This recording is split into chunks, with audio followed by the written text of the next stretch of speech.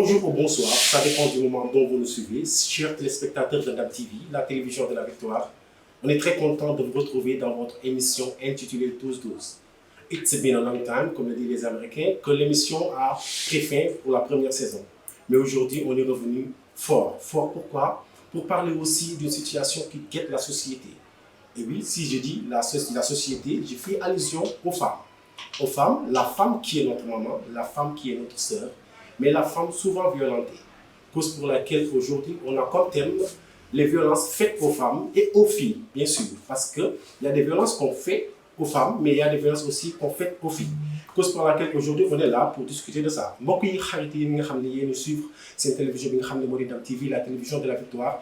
amee mbégte contentement comme yéen ko déggee ma ko ci kàllaamay Kocc di waxtaan ci li nga xam ne tey jii moo di mbir boo xam ne mbir bu doy waar la mbir mu doy waar mooy lan violence bi ñu xam ne nemmeeku nañ ñu koy def ñi nga xam ne ñoo di suñu yaay yi wala ñu koy def ñoo xam ne ñoo di suñu sœur yi seen biir ménage wala sax ci biir société bi ci loolu noonu tey ñu war a waxtaanee loolu noonu seen émission bi nga xam ne macha allah ñëwaat na te émission 12-12 émission bi nga xam ne namoon ngeen ko macha allah mais tamit ñoo leen gën a raw nar leen indil tey jii ay mbir yoo xam ne lu baax wala loo xam ne tey jii lu safaano lu ci mënti am rek dañ koy indi teg ko fii ngi waxtaanee ko.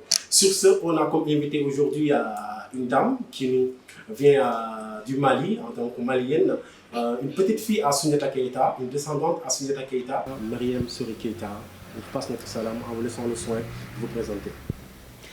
Bonjour chers téléspectateurs de Dam TV, je suis toute enthousiaste d'être avec vous sur ce plateau pour animer l'émission sur la violence faite aux femmes. Merci de votre présence. Aujourd'hui, tu es ravissante.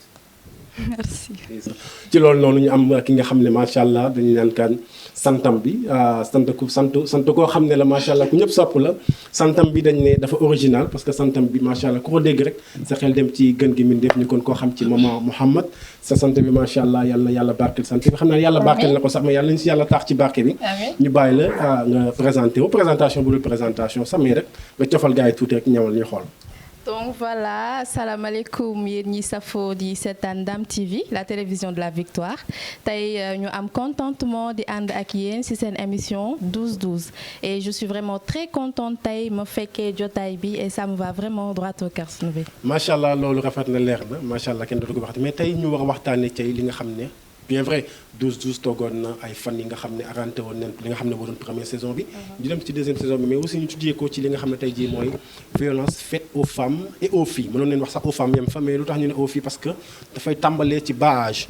tey jii ñu gis ne waxuñu sax Sénégal mais lu tax sax teewaayu ki nga xam ne moo di Mariam Keita nekk na loo xam ne au niveau national comme international. nekk na problème bi nga xam ne tey jii moo ngi si biir société bi. tey jii par rapport ak loolu noonu lan nga gis wala lan lañ mën a tuddee tey jii nii.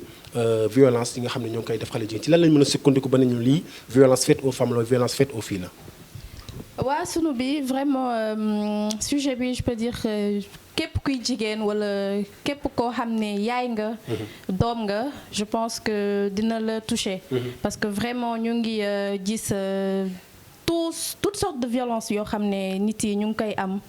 di ñu ko teg suñu kaw. et c'est vraiment très difficile à digérer. donc tey man su may dugg ci causes yi parce que yaatu na en fait. parce que tey fi may commencer mooy manque d'éducation. parce que man mënuma concevoir. et je pense que je suis pas la seule. di concevoir yow nga ne jigéen moo la jur. tu as des sœurs. et puis le plus grave mooy que ni nga am jabar nga am soxna am ay doom.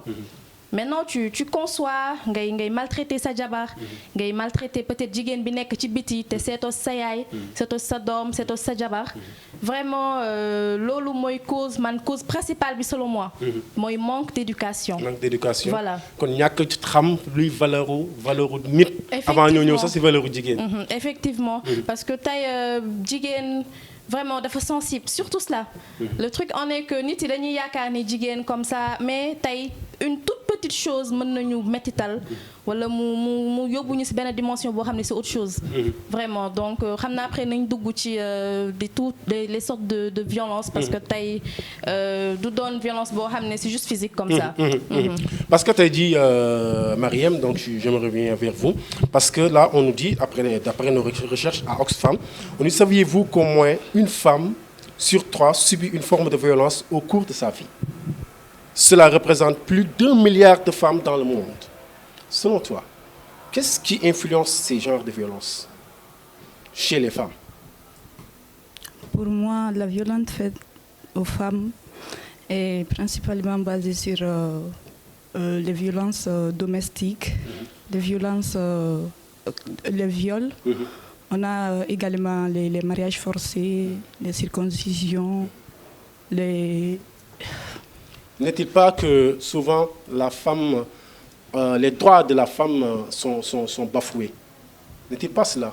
Carrément bafoués. Bafoués. Oui, parce que on sent que la société n'est pas vraiment consciente des droits de la femme et que voilà, notre société, nos traditions, la culture africaine notamment, trouve normal l'inégalité entre les sexes. Oui, c'est cause pour laquelle déjà, je pense qu'on est bien parti là parce que dès lors que tu as fait allusion à l'Afrique, plus précisément, donc normalement, que ce soit au Sénégal, que ce soit au Mali, ainsi de suite, là, souvent la culture est dominante et souvent les femmes sont victimes de ça. Concernant ce genre de culture-là, quels sont les inconvénients que donne souvent la culture en l'endroit de la femme? Elle donne le sentiment d'infériorité à la femme. Et ça peut provoquer des troubles lors des viols et tout, les harcèlements.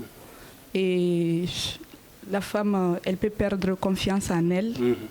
Carrément. Oui. Et souvent, les violences, donc souvent, comme tu l'as dit, il y a des violences physiques, mais aussi il y a des violences verbales. Donc ça commence avec les violences verbales, la violence verbale, Thomas. Donc ça, quels sont les types de violences verbales que souvent on constate chez les femmes, à l'endroit des femmes venant des hommes? Il y a des violences, voilà, comme quand une femme, elle n'est pas, toutes les femmes ne sont pas en état d'enceinte. Oui. Oui, d'avoir un enfant, si. Oui. Donc elles sont rabaissées, elles sont jugées par la société. Oui. Donc cela peut causer des troubles, comme je l'ai dit. Oui. Moom comme ni mu ko waxee ci kàllaamay Kocc gis nañ ne souvent violence yi ñuy def ci jigéen ñi bu weesoo loolu li nga xam ne moo di harcèlement yi mais harcèlement sexuel, violence physique ainsi de suite am na beneen bu mu tudd mooy souvent te dañ koy gis sax au niveau ci dëkk bi donc ci Sénégal mooy jigéen bi nga xam ne mënul am doom violence verbale tàmbale na fa yow lan la ñu si mën a wax. mooy li nga wax sànq Snoby rek parce que tey jàpp naa ni famille boo dugg rek am na koo xam ne mu ngi denc loo xam ne ci xolam tey bu ko toogoon fi di nga expliquer ce sera autre chose. parce que tey nit ki yàlla mooy maye doom. tey peut-être feebar nga wala dara dal la mënuloo am doom mais lépp yow lañ koy sippi que ce soit le mari des fois sax les maris sont un peu tolérants. ñoom sax xaw nañ tolérant tuuti mais tey ñu ci ëpp mooy les belles-mères les belles-sœurs la société surtout. société bi mbedd bi bu ma génnee kii mu ngi may xool lu tax kii woo 1 2 3 yow lu tax amuloo doom. looy xaar qu'est-ce que tu attends. psychologiquement tu es atteint. psychologiquement tu es beneen affaire là en fait. tu doo nelaw doo lekk doo xam looy def doo solu vraiment léegi nit yi bu ñu la gisee peut-être nga jeex ñoom tout le temps dañ naan ndeysaan moom de amul doom. moom de xam naa dafa feebar. ah est-ce que jaasinul. surtout ça foofu la ñuy dañ lay classer directement sur les femmes stériles. te tey macha allah am na si ñoo xam dañuy toog 10 ans yàlla may leen doom. maintenant poids boobu yëpp di wàcc ci ñoom. mu nekk benn violence psychique bu ñu la defal boo xam ne tey ji 10 ans de violence. 10 ans de violence tey di nga toog sax benn moment sa jëkkër xaw a xaddi tuuti. balaa ngaa dee na mu takkal la wujju. mu gën a metti. le plus grave en est que wujju bi amee doom. bu boobaa nag moom tu es terrassé. si tu es pas forte. tu es terrassé. donc tey nañ ci bàyyi xel daal. doom yàlla moo koy maye. yow ñun ñëpp.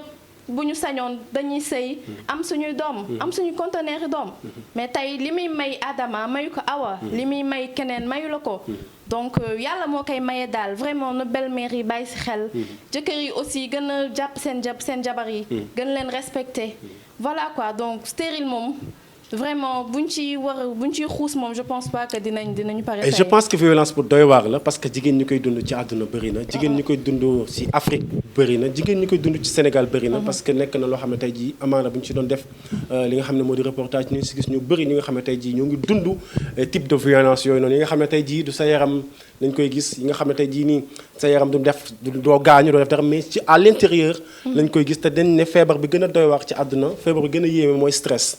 te amaana stress boobu mooy tax indi nit ki mu am feebar nit ki amee goitre nit ki amee arrêt cardiaque nit ki amee leneen ak leneen parce que loolu aussi bu ñu fàtte ne type de violence la merci maman le fait que tey nga évoqué loolu noonu parce que gars yi bëri ñu ngi doon xaar ci violence mu nekk violence physique or tey indi nga ñu beneen type de violence bi nga xam ne tey jii nii moo gën a doy waar te jigéen ñi ñoo ngi koy dund seen biir kër Mariam là tout à l'heure tu as évoqué l'harcèlement sexuel, harcèlement physique, mais harcèlement fait au domestique, et ainsi de suite.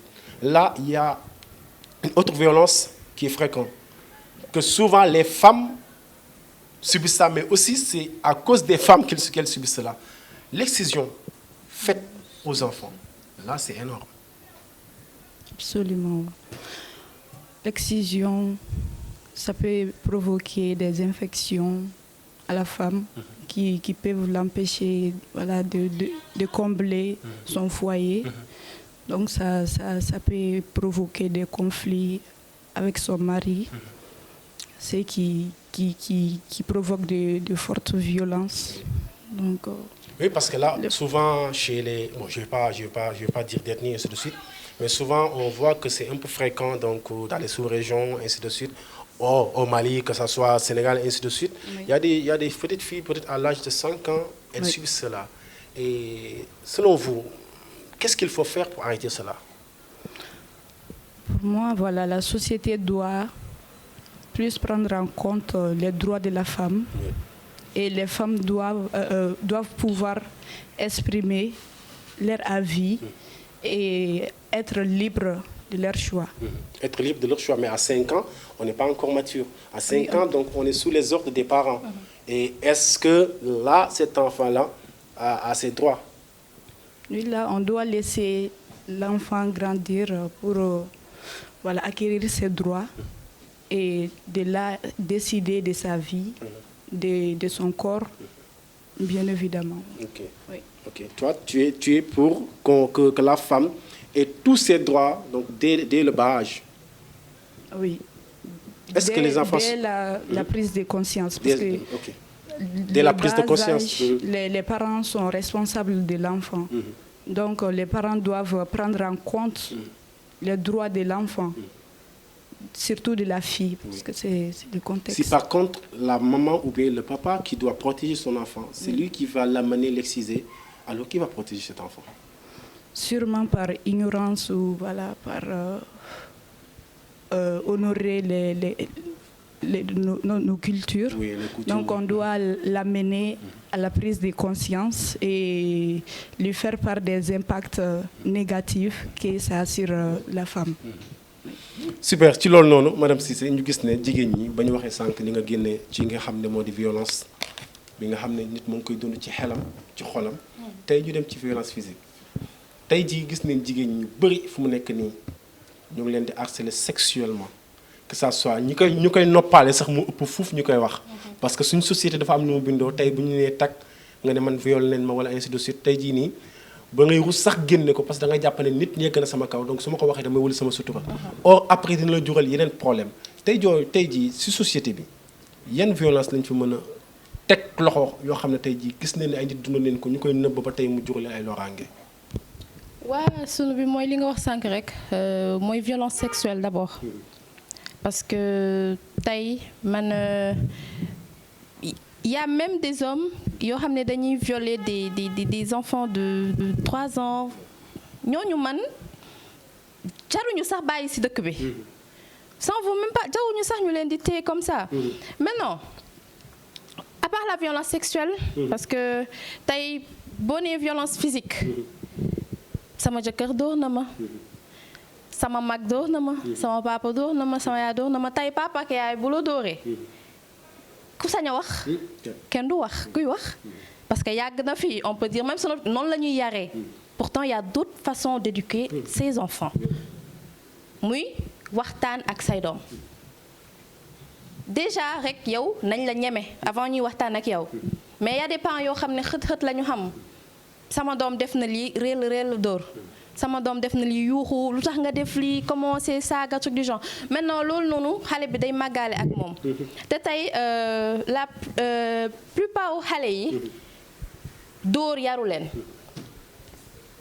moo tax tey des fois tu vois da ngay gis benn xale mu dem kër tantam wala kër fennam ils se sont plus à l'aise que ay kër waajuram bu amee comme par exemple une fille mu am copain tantam wala xaritam sax moo gën a jege xaritam fa lay dem wala ay parents xaritam man kat sama copain lii wala sama copain la ñu discuter si d'autant plus que tey jigéen bu amee mbaax foofu lay dem c'est juste parce que ñooñu ñoo ko gën a mettre en confiance. effectivement dafa mel ni comme moom psychologiquement ba dañu ciy ñëwaat mooy dafa am sax wax daf ko ragalee ay waajur. voilà violence physique bi mu doon tàmm.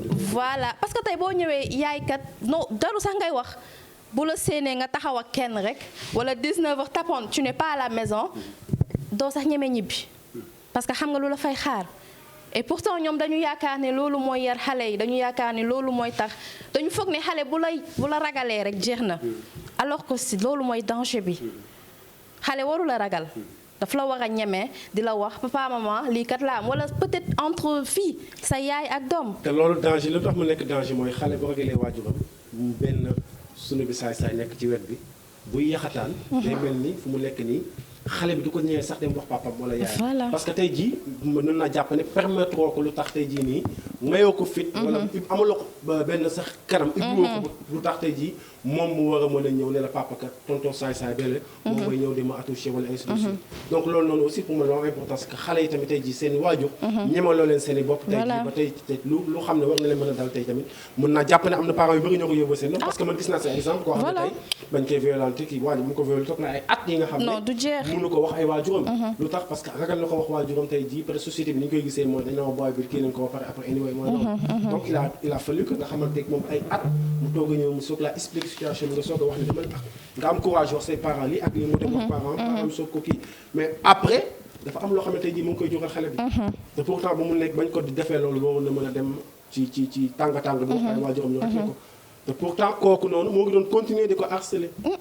te parce que xam na ne yow là tu as la bouche bée doo wax dara donc par la suite day dem benn instant dafay def ne yoonu tool la comme mooy li nga wax nii rek c'est très important ñu donc xam naa pour appuyer la si loolu moo tax voilà exemple boobu noonu effectivement ok et Mariam aujourd'hui comme on vient de le dire la violence faite aux femmes donc est quelque chose dont peut-être beaucoup de femmes subissent et sur ce quelles seront les conséquences?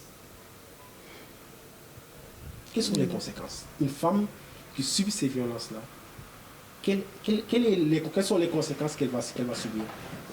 Les conséquences peuvent être physiques comme psychologiques. Physique comment?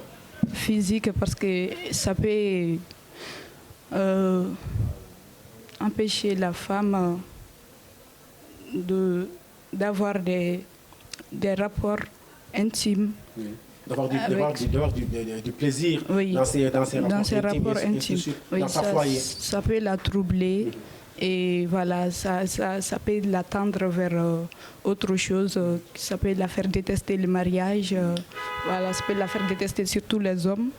Et, oui, c'est très important parce que là, si une femme a été violentée ou bien harcelée sexuellement par un homme, subitement, psychologiquement, il va détester souvent peut-être les hommes.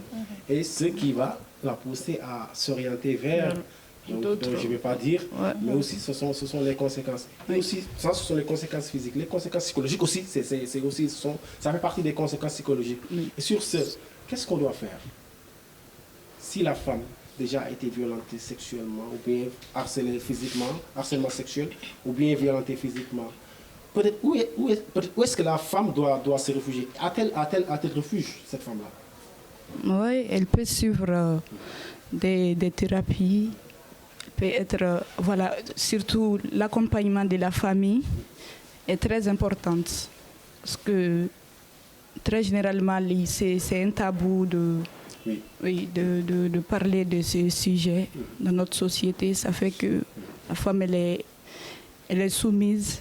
Elle est obligée de se taire, donc elle doit être amenée à à parler et à témoigner, expliquer ce qui lui est vraiment arrivé pour que les spécialistes puissent détecter et voilà, trouver une solution. Comme je l'ai dit avec elle tout à l'heure en Wolof, souvent ça pose problème parce que souvent les parents ne sont pas ouverts d'esprit avec leurs enfants. Ils ne permettent pas à leurs enfants de venir faire des plaidoyers ou bien de leur parler de quoi que ce soit. Et sur ce, est-ce que ce sera facile peut-être pour l'enfant de pouvoir peut-être s'ouvrir pour peut-être trouver des solutions? Pas vraiment, mais c'est surtout c'est là qu'on doit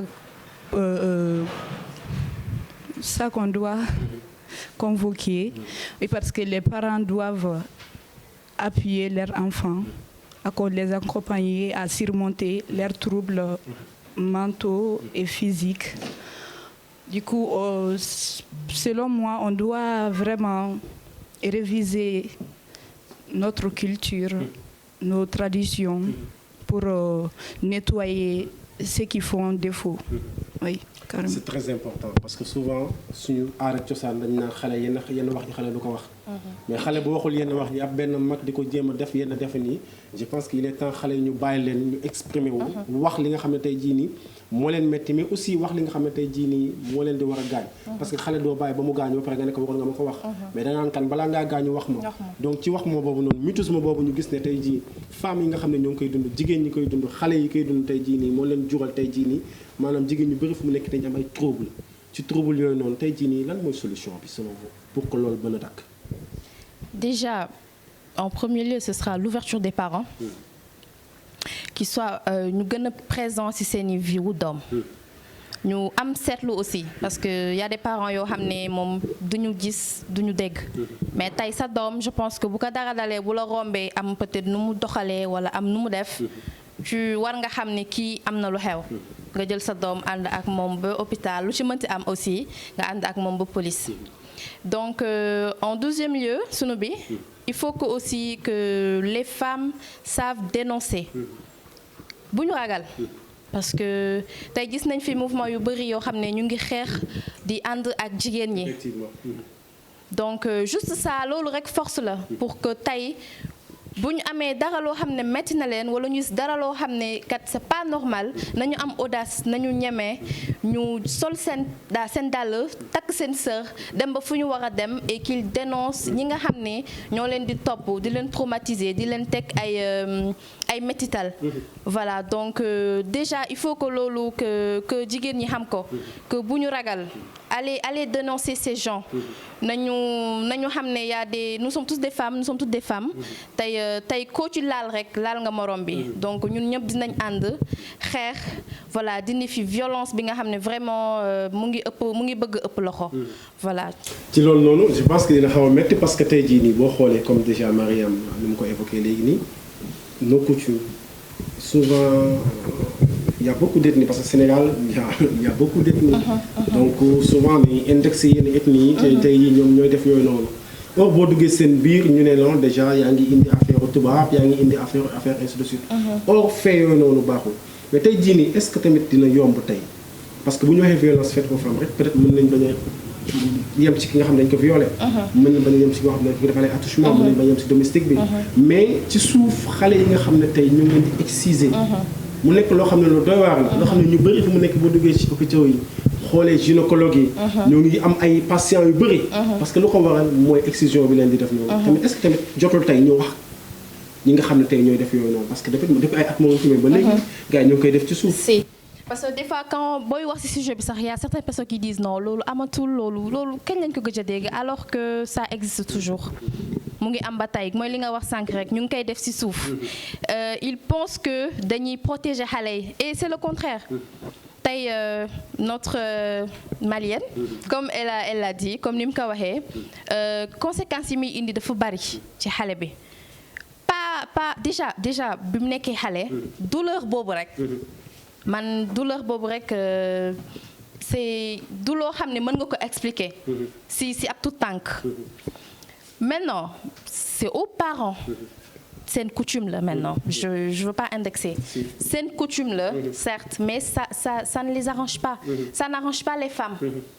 parce que tey excusez-moi du terme boo nekkee ci néegu sëy ñun ñëpp ay jigéen lañu boo nekkee ci néegu sëy je pense que comme li ñuy wax 50% bi si néeg bi la. Maintenant bu fekkante yow tu dis aimer un homme. tey jii peut-être li gën a tax nga sëy ak moom à part l'amour mooy que tey ngeen war a sekk yow li nga ci war a yëg yëguloo ko loolu rek mettit la d'autant plus que aussi sa premier nuit ak sa borom kër il paraît que dañ lay